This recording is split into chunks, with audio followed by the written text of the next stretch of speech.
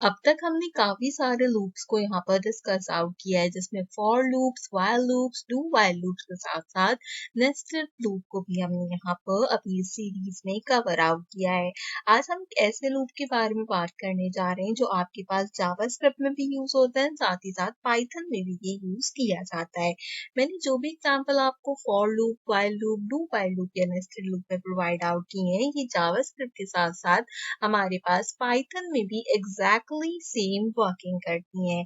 आज हम जिस चीज यहाँ पर सीखने जा रहे हैं वो बेसिकली स्विच केस हमारे पास कहलाता है। स्विच केस में क्या होता है, आपके पास ये बिल्कुल इफ एल्स स्टेटमेंट की तरीके से वर्क करता है, बट इसमें जो है कि कहते हैं हम काफी सारी कंडीशंस को जो है वो इनिशियलाइज करते हैं और अपने प्रोग्राम को बताते हैं कि अगर कोई भी कंडीशन हमारे पास ट्रू नहीं होती तो उस केस के अंदर आपने डिफॉल्ट स्टेटमेंट के ऊपर वर्क करना है। तो स्विच केस का बेसिक मकसद ये है कि अगर कोई भी स्टेटमेंट ट्रू नहीं होती तो आपने डिफॉल्ट स्टेटमेंट को लाजमी यहाँ पर रन करना है। हम यहाँ पर क्या करेंगे, सबसे पहले अपने एक प्रोग्राम को डिजाइन आउट करेंगे।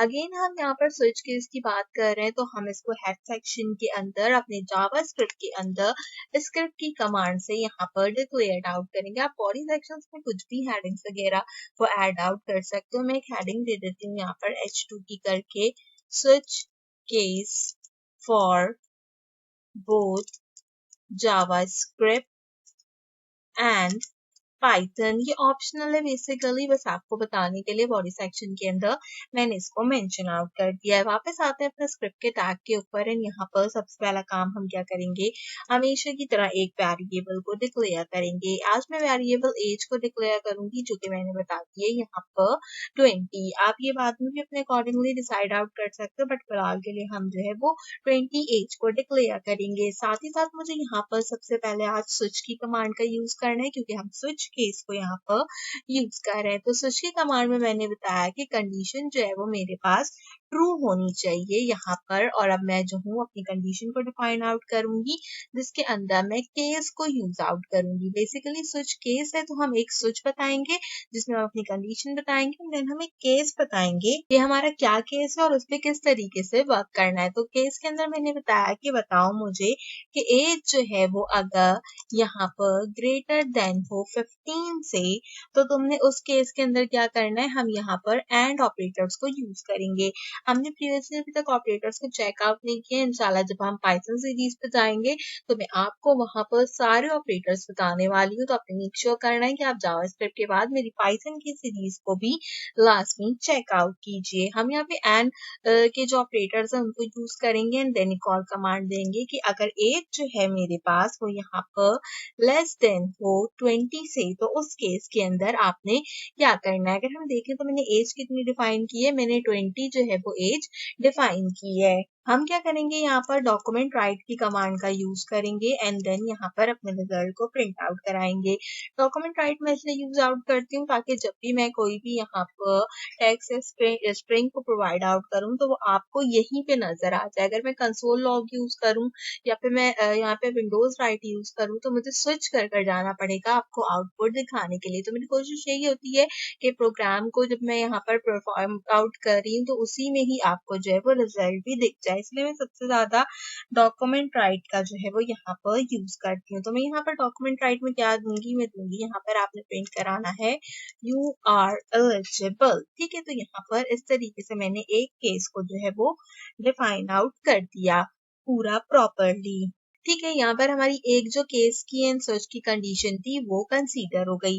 अब हम यहाँ पर क्या करेंगे कि अगर इन केस ये कंडीशन ट्रू हो जाती है मेरे पास, तो ऑब्वियसली प्रोग्राम यहाँ पर जो है वो क्या करेगा, यहाँ पर प्रोग्राम में ब्रेक जो है वो हमारे पास जनरेट आउट हो जाएगा। लेकिन अगर ये मेरे पास यहाँ पर वर्किंग नहीं करता तो उसमें मैं क्या करूंगी, उसमें मैं एक और केस को यहाँ पर डिफाइन आउट करूंगी एंड अब मैं यहाँ पर ये जो सेम लाइन मैंने यहाँ पर कॉपी आउट की थी, इन दोनों को कंट्रोल C करते हैं एंड यहाँ पर कंट्रोल P कर देते हैं। बस यहाँ पर कुछ जो हमारे ऑप्शंस हैं उनको चेंज कर देते हैं, यानी कि मैं यहाँ पर 21 कर देती हूँ एंड यहाँ पर अप्रोक्सीमेटली ग्रेटर देन में 30 कर देती हूँ और यहाँ पर यू आर नॉट एलिजिबल की कमांड को जो है वो कंसीडर आउट में यहाँ पे कर देती हूँ। तो इस तरीके से हमने क्या किया, यहाँ पर पूरे के पूरे प्रोसेस को डिफाइन कर दिया। अगेन हम यहाँ पर एक ब्रेक को डिफाइंड आउट कर देंगे कि इन केस अगर ये भी मेरे पास वर्किंग में ना हो, तो यानी कि मैंने दो कंडीशंस दी हैं बेसिकली यहाँ पर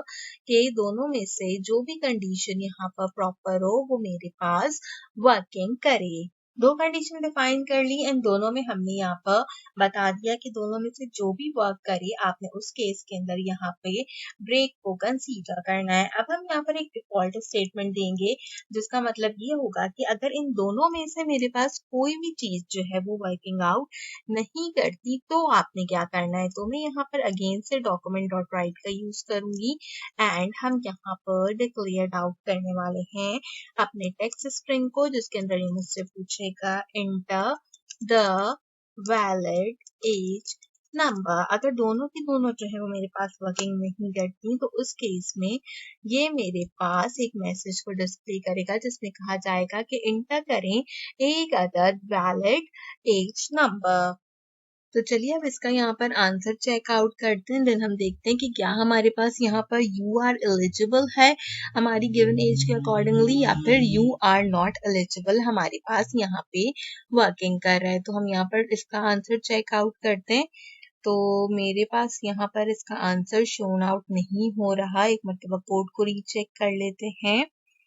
अच्छा जी, so I forget to put here the colons. आपने यहाँ पे कॉलन्स जो है वो लगाने एज के लिए ताकि हमारे पास यहाँ पर डिक्लेयर्ड आउट हो जाए कॉलन्स एंड इसी तरह 30 में भी मैं कॉलन्स का यूज करूंगी। तो देखो आप ये यहाँ पे बता रहे यू आर एलिजिबल क्योंकि हमारी जो एज है वो क्या है 20 के इक्वल है। अगर मैं इसको यहाँ से 120 कर दूं तो यू कैन इजिली सी के ये कह रहा है enter the valid age number, क्योंकि रेंज कहाँ तक रखी थी 15 to 30, हमने यहाँ पर रेंज को कंसीडर किया था। बस आपने इस बात का ख्याल रखना है कि 20 and 30 में जो हमने केस डिक्लेयर किया है क्योंकि मैंने डिफॉल्ट के बाद कॉलन का यूज किया था तो यहाँ पर भी दोनों जगह मैं कॉलन के ही यूज को कंसीडर करूंगी। अगर मैं इसको अगेन 20 कर दूं तो यहाँ पर यू आर एलिजिबल आ जाएगा, अगर मैं 30 कर दूं तो यू आर नॉट एलिजिबल आ जाएगा। तो कहने का मकसद सिर्फ यही था यहाँ पर बेसिकली इस चीज को बताने का कि हम जो भी कंडीशंस यूज करेंगे चाहे वो एक कंडीशन हो या एक से ज्यादा कंडीशन हो,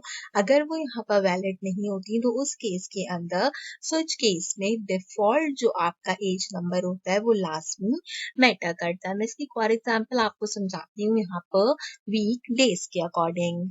सेम प्रोग्राम के लिए मैंने स्विच केस में एक और एग्जाम्पल को चूज आउट किया है जो कि आपके पास है यहाँ पर डेज के अकॉर्डिंगली। मैंने सबसे पहले एक वेरिएबल डिक्लेयर किया जो कि डे 1 के नाम से मैंने यहाँ पे कंसीडर किया। देन मैंने एक स्विच लगाया जिसमें मैंने डे को ऐसा स्टेटमेंट यहाँ पर डिक्लेयर किया। मैंने बोला कि आपने डे को चेकआउट करना है केस 0 के अंदर। अगर हमारे पास केस 0 यहाँ पर वैलिड हो तो आपने क्या प्रिंट कराना है, टुडे इज मंडे।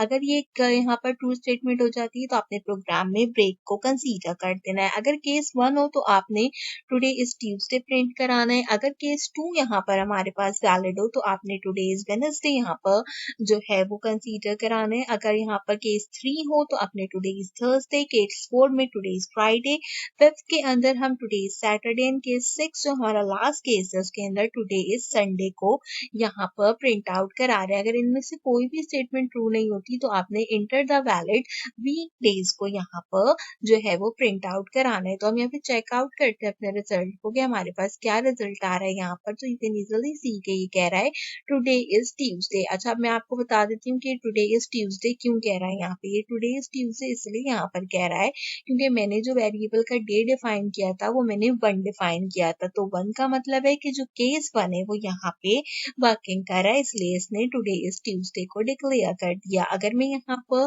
4 को जो है वो डिक्लेयर आउट कर दूं तो आप देख सकते हो कि टुडे इज फ्राइडे जो है वो मेरे पास यहाँ पर आ जाएगा। अगर हम डे 6 को चूज आउट करेंगे तो टुडे इज संडे आ जाएगा। हमने 0 से काउंटिंग शुरू की है, से संडे हमारे पास जो है वो 6 में काउंट हो रहा है। अगर डे 0 होगा तो वो टुडे इज मंडे को यहाँ पर प्रिंट आउट कराएगा। और अगर हम जो है यहाँ पर कोई भी जो है वो ऑप्शन को कंसीडर नहीं करेंगे, इसको डिफॉल्ट रहने देंगे, तो ये यहाँ पर वैलिडेटली हमारे पास जो है वो इसको कंसीडर कर देगा। जैसे अगर मैं 1 2 3 जो है वो पुट आउट करूँ एक साथ, तो ये कहेगा inter the valid weekend days. तो आप इस तरीके से भी एग्जाम्पल्स को जो है वो यहाँ पर चेकआउट कर सकते हो। स्विच केस के लिए switch case both Python and Java दोनों में इस्तेमाल किए जाते हैं।